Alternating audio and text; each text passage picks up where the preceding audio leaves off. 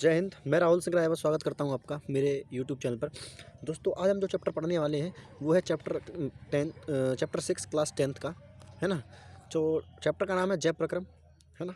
चलिए, तो पहला ही टॉपिक हमारा इसमें है सजीव और निर्जीव के बीच में अंतर क्या है। हालांकि आप जानते हैं चैप्टर बायोलॉजी का फर्स्ट चैप्टर है, तो सबसे पहले हमको ये जानना पड़ेगा कि सजीव किसे कहते हैं और निर्जीव किसे कहते हैं।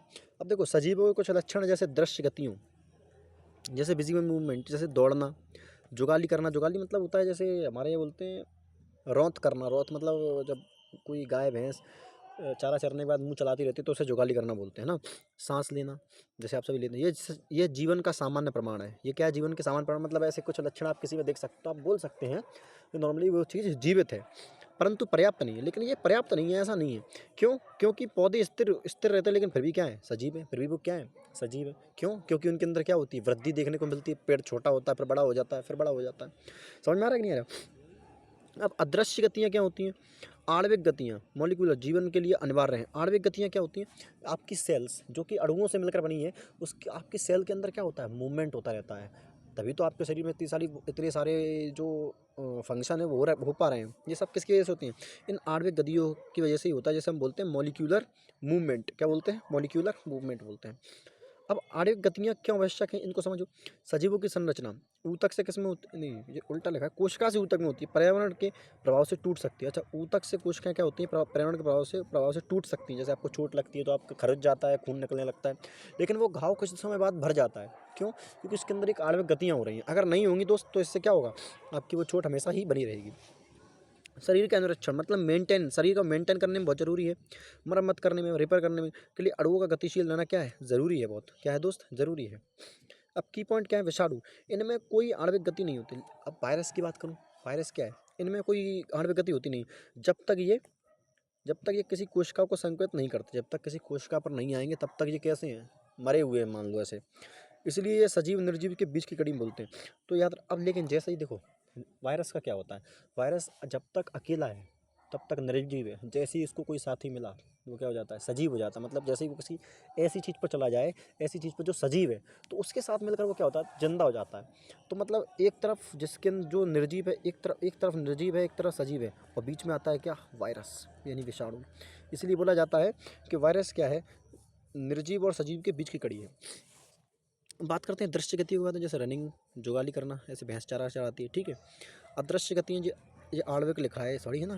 कोशिका है, ये पता नहीं क्या है, कोशिका, सेल, आणविक परिवहन इनके अंदर हो रहा है। ये सभी हम पढ़ेंगे। अनुरक्षण की मरम्मत, एटीपी जाएगी, फिर एटीपी उस घाव के पास जाएगी, फिर यहाँ पर एक लेयर सी बनाएगी, और लेयर करने के बाद इस तरीके से हमारी बॉडी को रिपेयर कर देगी। इसी को हम बोलते हैं अनुरक्षण और रिपेयर करना। आगे देखते हैं। अब जैव प्रक्रम है क्या? क्यों उसको पढ़ना जरूरी है? परिभाषा देखें तो वे सभी प्रक्रम जो सम्मिलित रूप से शरीर के अनुरक्षण, शरीर के मेंटेनेंस में का कार्य करते हैं, उसे हम बोलते हैं जैव प्रक्रम। क्या बोलते हैं दोस्त? उसे हम बोलते हैं जैव प्रक्रम। मतलब सांस लेना जरूरी क्यों है? जिंदा रहने के लिए नहीं, जिंदा रहने, सांस लेना इसलिए आवश्यक है क्योंकि हमारी बॉडी में ऑक्सीजन की नीड होती है, और जब हम सांस लेते हैं तो ऑक्सीजन हमारे शरीर में पर्याप्त मात्रा में पहुँचता है। अब क्यों जरूरी होता है, इसको आगे पढ़ेंगे धीरे धीरे सब कुछ। बात करें पोषण, ऊर्जा के स्रोत, भोजन के शरीर के अंदर लेने का प्रक्रम क्षति रोकने की ऊर्जा के लिए आवश्यक है। क्षति रोकने के लिए क्या है? ऊर्जा के लिए आवश्यक है क्या? आपके पास न्यूट्रिशन होना चाहिए प्रॉपर। श्वसन, रेस्पिरेशन जैसे बोलते हैं, शरीर के बाहर से ऑक्सीजन ग्रहण करना, और कोश की आवश्यकता के अनुसार खाद्य स्रोत के विघटन में उसका उपयोग करना। ऑक्सीजन ही आपके फूड को तोड़ने में मदद करता है। कैसे करता है, कब करता है, क्यों करता है, ये सब हम पढ़ेंगे आगे। अगला है वहन, ट्रांसपोर्टेशन। जैसे कि आप सभी जानते हैं, बेसिक पढ़ रहे हैं अभी अपन, है ना, तो बेसिक जानना है। धीरे धीरे अपन इसके लेवल को बढ़ाते चले जाएंगे। ठीक है। भोजन और ऑक्सीजन के एक स्थान से दूसरे स्थान तक ले जाने को हम क्या बोलते हैं? ट्रांसपोर्टेशन बोलते हैं। जैसे ट्रांसपोर्ट नगर होता है ना, ट्रांसपोर्ट नगर होता है हर शहर के अंदर, तो वहाँ पर क्या होता है? सामान का आवाजाही होती है, वो बहु की जीवों में आवश्यक होता है। अब रासायनिक अभिक्रिया में बने हानिकारक अपशिष्ट उत्पाद को शरीर से बाहर निकालना उत्सर्जन कहलाता है। जैसे आप सुबह जाते हैं, है ना, जैसे इस बॉडी के जो डेली का काम करने के लिए, लेकिन क्या एक ही तरीका है? नहीं, कई और तरीके भी हैं, है ना। चलिए, उनके आगे बारे में आगे पढ़ेंगे, आगे देखेंगे। पोषण के प्रकार की बात करते हैं। एक होता है स्वयंपोषी और दूसरा होता है विषमपोषी। स्वयंपोषी मतलब जो अपने खाने के लिए दूसरे पर डिपेंड नहीं होते। क्या हम लोग स्वयंपोषी हैं? आप ये सर नहीं। क्यों? क्योंकि हम अपने खाने के लिए पेड़ों पर डिपेंड है। जब तक फसल नहीं होगी, कोई चीज़ हमको नहीं मिलेगी पेड़ों के द्वारा, तो हम क्या कर सकते हैं? क्या अपना खाना प्राप्त कर सकते हैं? आप बोलो सर नहीं सर। समझ में आ रहा है कि नहीं आ रहा है? तो हम डायरेक्टली इनडायरेक्टली किसके ऊपर डिपेंड है? हम पेड़ों के ऊपर डिपेंड है। इस दुनिया में ऑटोट्रॉप्स कौन होते हैं? जो जितने भी पेड़ पौधे हैं वो सारे क्या हैं? ऑटोट्रॉप्स हैं। अकार्बनिक स्रोत CO2 और जल से भोजन बनाते हैं। अकार्बनिक स्रोत क्या होता है? CO2 और जल से क्या भोजन बनाते हैं?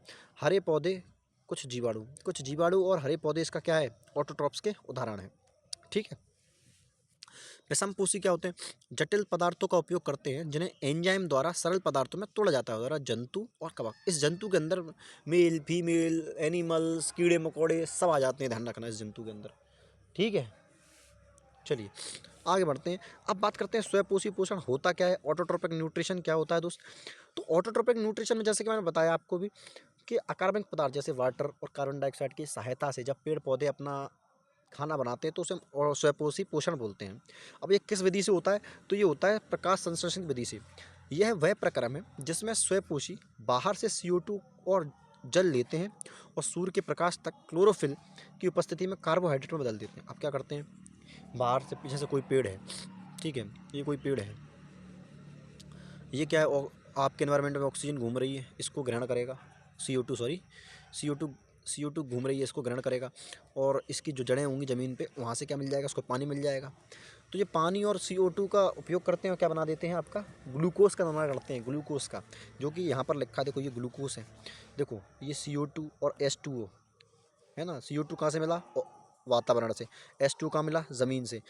और दोनों रिएक्शन की क्या बनाया? ग्लूकोज, जो कि एनर्जी का एक स्रोत है। और क्या प्रोड्यूस करते हैं? ऑक्सीजन प्रोड्यूस करते हैं। और क्या बनाते हैं? वाटर के कुछ मॉलिक्यूल्स बनाते हैं। अच्छा, यहाँ से एक चीज़ समझ में आ रही है कि ऑक्सीजन को प्रोड्यूस करते हैं कौन? आपके पेड़ पौधे। कब?